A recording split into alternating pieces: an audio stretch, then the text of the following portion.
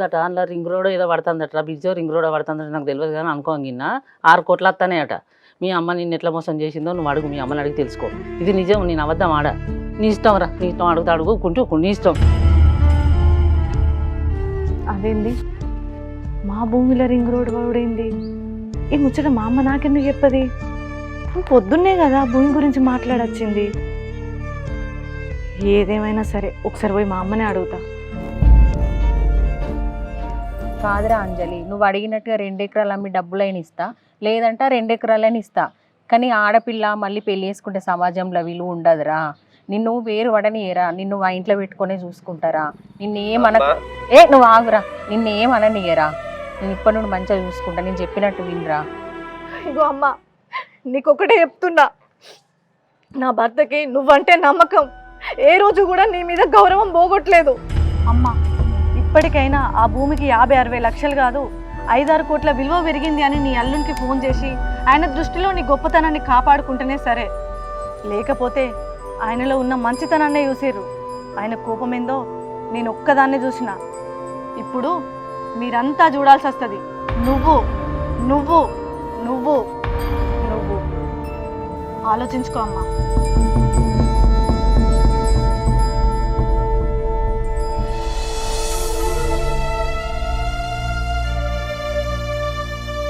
అమ్మా, ఇంత పెద్ద దొంగలు ఉన్నారు మీరు నిజంగా?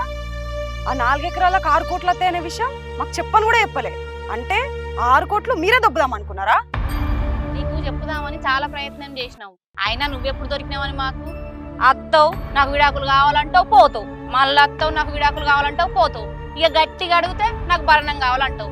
ఇక మమ్మల్ని ఎప్పుడు చెప్పనిచ్చినావు? చెప్పాలనుకుంటే ఎట్లయినా చెప్పచ్చు. ఎందుకు ఇవన్నీ? ఒప్పుకోవచ్చుగా 6 కోట్లు మీరే దొబ్బుదాం అనుకున్నారా? ఏహే, నువ్వు తాపకోసారి దొబ్బుదామని చూస్తారా నాన్నకు? అరే నీకోసం మస్తు ట్రై చేసినని చెప్పడానికంటే నీకు అర్థమైతే లేదా? ఇక గీసారికి చెప్దామంటే ఎప్పుడు మత్తులనే ఉంటాడు. ఇక ఎవరికి చెప్పేది, ఎప్పుడు చెప్పేది?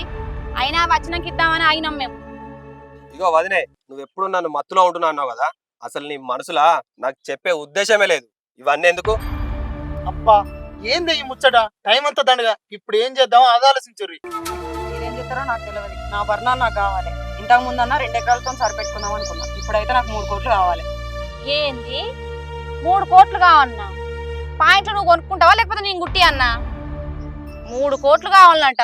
అలా వచ్చేటి 6 కోట్లు. నీకే 3 కోట్లు తీసుకున్నాక మేమంతా ఏం కావాలి? ఓ వదినే, నువ్వేమని ఇచ్చుకోగాని ఇది మాత్రం నాకు అద్దు. ఈయనోగాయన నువ్వు ఆగే. ఇక అంజలి, ఈ విషయం రజనీకి తెలిసింది. రజనీ తెలియకుండా మనం ఏం చేయలేం. ఇక మా అమ్మ అంట ఏం చెప్పిన పరిస్థితులు ఉన్నది. మనం ఏం మాట్లాడుకున్నా రజనీ దగ్గర పోయి మాట్లాడుకోవాలి. అయితే ఇప్పుడు మనం నలుగురం కలిసి ఒక పని చేద్దాం. రజనీ దగ్గర పోయి, చెల్లె ఆ 6 కోట్లకి నువ్వు 1 రూపాయి కూడా తీసుకోకు, మన అందరం కలిసి ఎంతో కొంత చదువు అని చెప్దాం. వీలైతే కాలు మొక్కి బ్రతిమలాడదాం. ఎట్లా చేసి ఒప్పిద్దాం. అవును, ఇప్పుడు ఆ 8 ఎకరాలు ఏం చేద్దాం? ఈ 8 ఎకరాల ముచ్చట నీకు ఇంకా తెలియదా? నేను ఎంతమందికి అని చెప్పాలి? ఆ 8 ఎకరాలు ప్రభుత్వం తీసుకుంటుందనే కదా ఈ దీని ఎంబడి పడేది మేము. అవునా? సరే గాని నా భరణం అయితే 3 కోట్లు ఇస్తారు కదా? ఈ అబ్బాయి ఈ భరణం ఎవడ కనిపెట్టిండో గాని అవి వచ్చింది లేదు, సచ్చింది లేదు. అవి వచ్చినాక 3 కోట్లు మేము తీసుకుంటాం, 3 కోట్లు మీకు ఇస్తాం. మీరు ఎట్లాగో విడిపోదాం అనుకుంటారు కదా. నువ్వు కోటిన్నర తీసుకుంటారా, ఆ పైసలను గంగల పడేసుకుంటారా, మీ ఇష్టం. ఇగో, ఏమన్నా మాట్లాడాలనుకుంటే ఇక్కడనే మాట్లాడు. ఆడి వెనక ఆగమం కావాలి. మాట్లాడేది ఏం లేదు, అన్ని కొత్తలు వచ్చినాకనే మాట్లాడుకుందాం గాని ఇంటికి పోదాం పారి. ఏ ఇంటికి? సక్క చెల్లెలింటికి పోడే పారి. సరే పారి.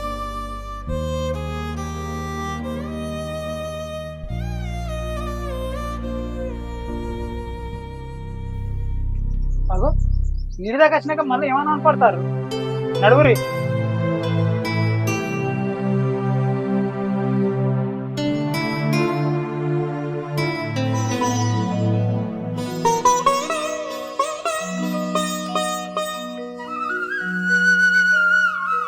అగో అన్న, తమ్ముడు ఇప్పుడే వస్తురారా? మంచిగా కూర్చోరా. మంచి లెత్తా కూర్చోరు. అడుగు. అడిగితే కరెక్ట్ ఉంటుంది. అడుగు. ఓ పిచ్చోడా, నువ్వు అన్నావు కాబట్టి అడిగినా ఏం కాదు. నేను అడిగితే నాతో లొల్లి పెట్టుకుంటది. నువ్వు మాట్లాడు, మధ్యలో ఏమన్నంటే నేను మాట్లాడతా. సరే.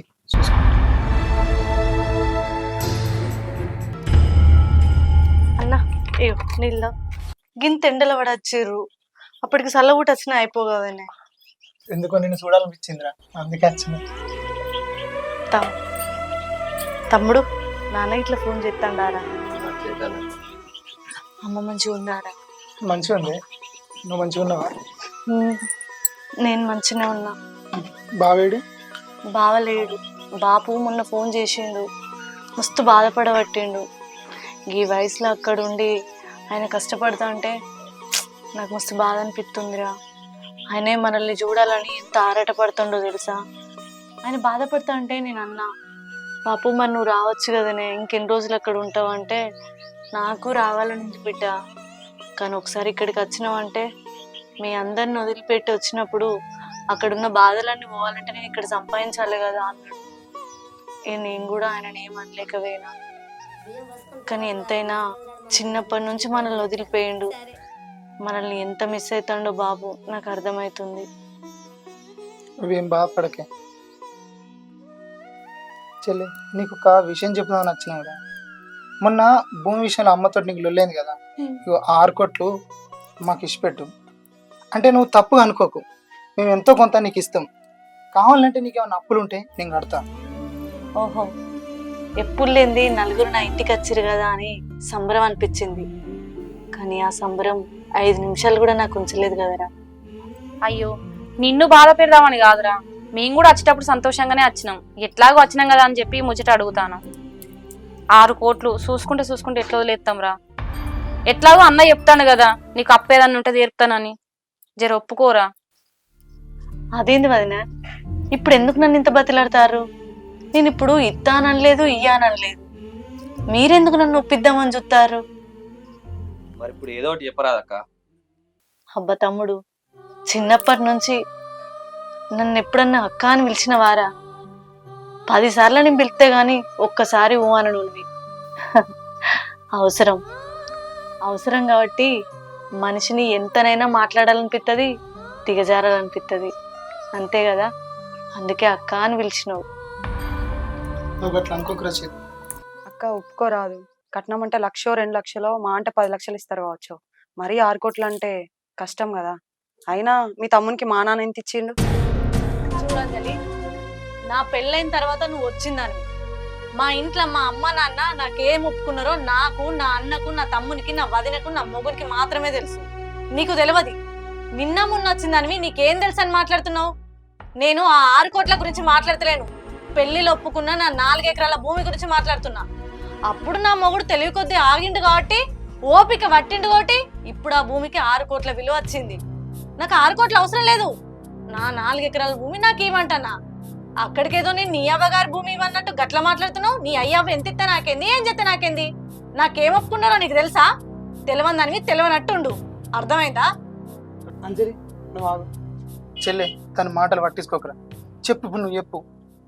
6 కోట్లకి వెళ్ళి మేము ఎంతో కొంత నీకు ఇస్తాం, కావాలంటే నీకు అప్పులున్నా ఏదున్నా కడతాం, కానీ మొత్తం 6 కోట్లు అంటే మాతోడు కాదురా నీకు ఇచ్చు. ఏందన్నా నాకు ఒకటి అర్థమైతలేదు. నా అప్పులు మీరేందన్నా కట్టేది? అత్త సొమ్ము అల్లుడు దానం చేసినట్టు నా భూమికి వచ్చిన పైసలే కదా నాయనకి ఇచ్చేది. దానికి మీరేందో అప్పులు కడతాం, సప్పులు కడతాం, నీ బతుకు మంచిగా చేస్తామని పుక్కానికి ఇస్తురా అన్న. నాకు అమ్మ నన్ను సంపాదించింది 12 ఎకరాలు, మన ముగ్గురిని అన్నందుకు నీకు 4 ఎకరాలు, నాకు 4 ఎకరాలు, తమ్మునికి 4 ఎకరాలు వంచిల్లు, అంతే. నా 4 ఎకరాల భూమికి వచ్చిన పైసలు మీరేందన్నా తీసుకొని నీకు అప్పులు కడతాం, సప్పులు కడతాం అని మాట్లాడతారు. నేనేదో మీ భూమిని అడుగుతలేను కదా, అది నా వరకట్నం కింద ఇచ్చారు, నాది నేను ఏమన్నా చేసుకుంటా. ఏంది రాజు నీకు అంత కోపానికి వస్తాను? మేము ఇక్కడికి వచ్చింది నీతో కూర్చొని మాట్లాడడానికి, లొల్లి పెట్టుకోవడానికి కాదు. గంత రేషానికి వస్తే ఎట్లా? ఖచ్చితంగా కోపం వస్తుంది వదినా, ఎందుకంటే మీరు నాకు కోపం వచ్చేటట్టు మాట్లాడారు కాబట్టి నేను కోపడ్డా. అయినా నాకు ఒకటి అర్థం కాదు, మీరేమన్నా నాకు పుక్కానికి ఇస్తురా 6 కోట్లు 6 కోట్లని, లేకపోతే నాకేమన్నా ముష్టి ఎత్తురా?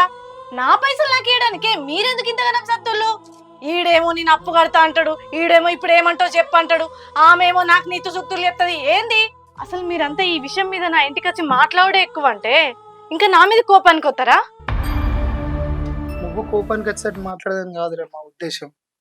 నీతోటి మాట్లాడి ఒప్పించి వీలైతే కాలు మొక్కైన బ్రతలను అనొచ్చు. ఇద్దరు ఒక ఏదో మాట్లాడుతాను.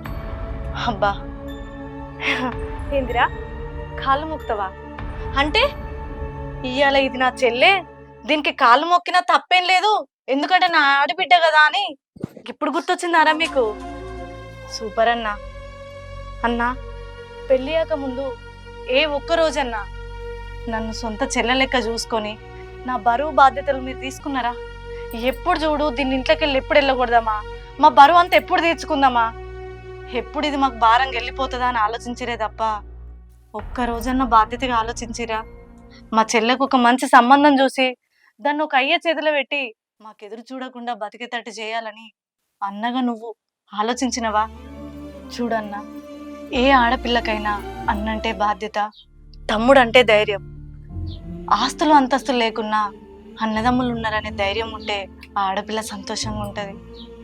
ఒక్కటి ఆలోచించిరా అన్న, నేను పెళ్ళై నా భర్తతోని ఎన్నో బాధలు పడ్డా, అప్పులు సప్పులు ఉన్నాయని నా బాధలు చెప్పుకోవడానికి నేను మన ఇంటికి వస్తే ఒక్క రోజన్నా నువ్వు వదిన తమ్ముడు నా బాధలు పట్టించుకున్నారా? నన్ను అన్న తల్లి ఉన్నది కాబట్టి అంతో కొంత నా బరువు బాధ్యతలు మీదేసుకొని నన్ను ఓదార్చింది. కానీ మీరు పట్టించుకున్నట్టు వెళ్ళిపోయారు. ఇప్పుడు మీ అవసరం కాబట్టి చెల్లె నీ కాళ్ళు మొక్కుతాం, నువ్వు మా ఇంటి ఆడబిడ్డవని మాట్లాడతారు. అంటే అవసరం మనిషిని ఎంతకైనా దిగజార్చుతుందా? మరి అప్పుడు గుర్తుకు రాలేదా అన్న? ఎన్నడన్నా నా కష్టాలని గట్టెక్కిచ్చిరా? ఇప్పుడు వచ్చి నాకు ఆస్తి కావాలి, ఆస్తిలో నేను సగం తీసుకుంటా, నాకు సగం పైసలు ఇది, మీ అప్పులు కడతా అంటే నేనెట్లా ఒప్పుకుంటారా? నాకు వచ్చే డబ్బులల్లా 10 రూపాయలు కూడా నేను ఇయ్యా, నాకు వచ్చే ఆస్తిలా గుంట కూడా నేను మీకు ఇయ్యా. అర్థమైందా? ఎందుకు మర్యాద ఒప్పుకో. అరే ఆగురా. లేకపోతే ఏందన్నా ఊకేమో బతిలాడుతున్నావు? ఆహా, మాట్లాడిపోతే ఏం చేస్తావురా? సోది లెక్కుందా నీకు? ఇదేరా మీ బుద్ధి, నాకు తెలుసు. నువ్వు ఎన్నడూ మారవు. ఇప్పుడు ఒకటే చెప్తున్నా, నా ఇంటికి వచ్చిన నా అన్నదమ్ములుగా నేను పంపించాలంటే బుక్కెడు కూడ అండుతా తిని వెళ్ళిపోండి. జీవితాంతం ఈ అన్న చెల్లెల బంధం తెగిపోవాలంటే మర్యాదగా ఎట్లొచ్చిరో అట్లా ఇక్కడి నుంచి వెళ్ళిపోండి. నా మొగుడు కనుక వచ్చిండు అనుకో, ఆయనకి ఇక్కడ జరిగిందంతా తెలిస్తే మిమ్మల్ని ఉంచని కూడా ఉంచాడు. ఎట్లొచ్చిరో అట్లా వెళ్ళిపోరి.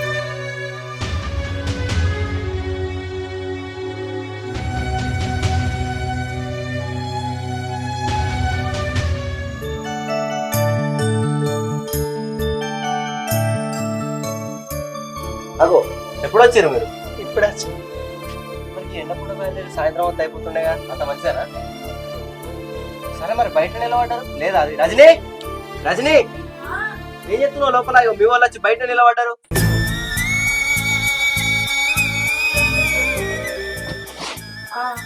ఇంతకు ముందే వచ్చేది. మంచి నీళ్ళు ఇచ్చిన వాళ్ళే వీళ్ళకు. సరే కానీ అందరూ నిలబడి కూర్చోరు కదా మరి. నేను పాల ప్యాకెట్ తీసుకొని వస్తా, చాయ్ పెట్టుకోరు. ఇలా ఏం తింటారు? మటన్ తింటారా, చికెన్ తింటారా? ఈ ఎండకు చికెన్ తింటారు కానీ మటన్ పట్టుకొని వస్తా. నేను పాల ప్యాకెట్ తీసుకొస్తా, చాయ్ పెట్టు. ఏంది ఇప్పుడు ఆయన పాల ప్యాకెట్ తెచ్చి ఛాయ్ తాగి తెచ్చిన మటన్ తినిపోదామని చూస్తారా? ఆయనకు ఇక్కడ జరిగింది తెలియదు కాబట్టి ఆయన మీకు అతిథి మర్యాదలు చేద్దామని చూస్తుండు. తెలిసినా కూడా ఎత్తాడు అనుకో, ఎందుకంటే ఎర్రోడు కదా. ఆయనంత ఎర్రోడుగా ఉన్నాడు కాబట్టి ఆయన మంచితనాన్ని మీరు ఆసరగా చేసుకొని ఇక్కడికి వచ్చి ఇట్లా వాదిస్తారు. ఇంకేం నిలబడి చూస్తారు? చెప్పింది అర్థమైంది అనుకుంటా.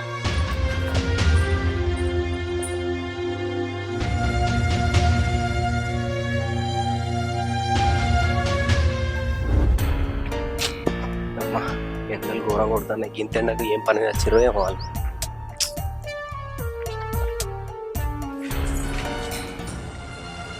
రజనీ, ఏ రైలు ఎటు వేయదు? లేరు పేర్లు. వాళ్ళు వేయరా, నువ్వు వెళ్ళగొట్టావా? నేనెందుకు వెళ్ళగొడతా, వాళ్ళే వేరు. అసలు ఎందుకు వచ్చిర్రు, ఎందుకు వేయరు? ఏమో నాకు కూడా తెలియదు వాళ్ళు ఎందుకు వచ్చిరో ఎందుకు వేరు. సరే కానీ పాల ప్యాకెట్ తీసుకో.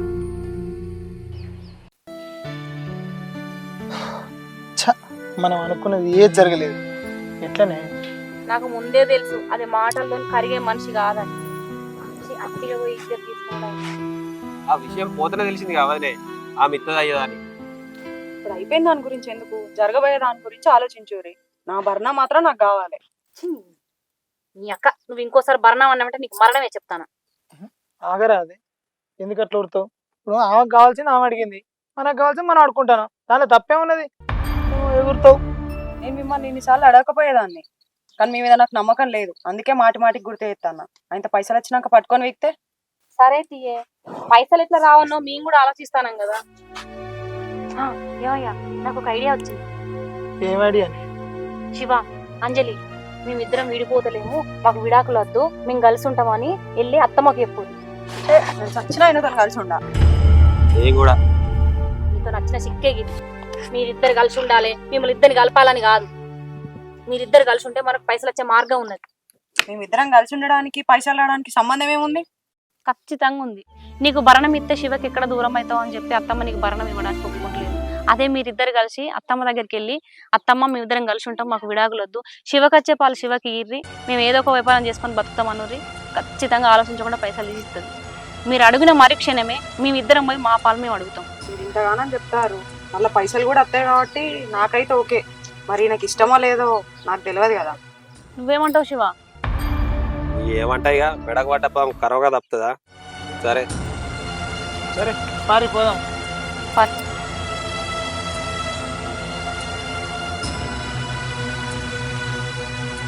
అవునా రజనీ, మీ అమ్మ 10 లక్షలు ఇచ్చిందని తీసుకుని అత్తిరి, మిగతా 10 లక్షల సంగతి ఏమైందిరా? ఇప్పుడు వారం 10 రోజులు అవుతుంది. 10 లక్షలు ఇచ్చినా నువ్వుకుంటే అయిపోద్దా? ఆయన పైసలు తీసుకొస్తే మనం బాకీలు ఏమైనా కట్టుకుందాం కదా. నువ్వనే చెప్పవురా? ఏమైంది సప్పుడేకున్నావు? బాప అడిగేది కనిపిస్తలేదేంది? చెప్పు ఏదో ఒకటి. ఏం లేదు బావా, చెప్పిన మావయ్య అమ్మకి ఇత్తా అన్నది. ఫోన్ చేసి ఎప్పుడెందుకు, ఇవాళ ఒకవేళ డైరెక్ట్గానే పోయి మాట్లాడతా, ఇచ్చేది ఉంటే పట్టుకత్తది. నువ్వు ఒక్కదాని మేము పోతావు, నువ్వు ఒకవేళ పోతా అనుకుంటే నేను కూడా వస్తాను. ఏమాడి అహే వద్దు బావా, నేను పోయి వస్తా. నేను పోయి అమ్మతో మాట్లాడి ఇచ్చేది ఉంటే తీసుకొని వస్తుంది. అన్నదంటున్నావేంటి? నువ్వు పోయేదేమన్నా మాట్లాడడానికా, పైసలు తేవడానికి? అదేమన్నా తక్కువ పైసలు అనుకుంటున్నావా? 10,000, 20,000, 50 లక్షలు. ఒకవేళ ఆమె నిజంగానే ఇచ్చింది అనుకో పైసలు, తెచ్చినప్పుడు నీకు భయం కాదా? అట్లనే పోయి డిపాజిట్ చేసేద్దాం బ్యాంకులా. నువ్వు కూడా చూస్తున్నావు కదా బిడ్డ, రోజు మన ఇంటికి ఎంతమంది అప్పులు వస్తారు, వాళ్ళందరూ నువ్వే సమానం ఎక్కువడుతుంది. ఏంది మనకి బాధ? అమ్మిత్తన్నప్పుడు తీసుకొచ్చి అందరు గట్టెత్తి అయిపోద్ది కదా. వాడు అత్తన్నప్పుడు తీసుకుపోయి పట్టుకరాపు, మళ్ళీ వాళ్ళకి ఇచ్చుకో చిక్క ఏదైనా అవసరం వాడుకుంటే మళ్ళీ మనకి ఇబ్బంది, మళ్ళీ రుద్దుడు మీరప్పుడు చెప్పారన్నాడు. సరే మావయ్య, ఇక రేపు మాపోయింది, ఇవాళ సాయంత్రమే మేము పోయి అడుగుతుంది. నువ్వు పొద్దుటి నుంచి ఏం తినలేదు, కొంచెం అన్నం తిందుతా. మీరిద్దరు పోయి కాలు చేతులు కడుకొచ్చుకోపోరి, అన్నం పెడతా. పోపా.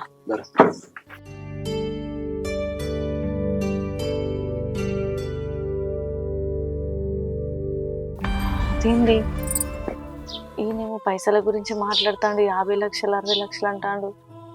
అంటే ఆ రోజు నేను పోయి మా అమ్మ నాకు ఫోన్ చేసి చెప్పమ్మా నాకు ఇచ్చే ఉద్దేశం ఉంటే అని గంటసేపు మాట్లాడినా కదా, అయినా మా అమ్మలో మార్పు రాలేదా? ఇంకా ఆయనకు ఫోన్ చేసి చెప్పలేదేంది? చెప్తా.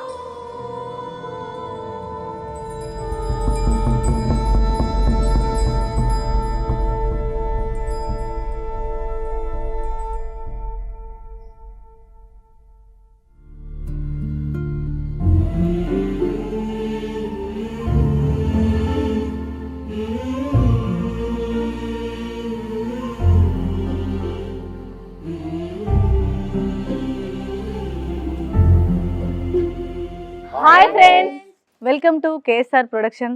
చూసిరు కదా వీడియో.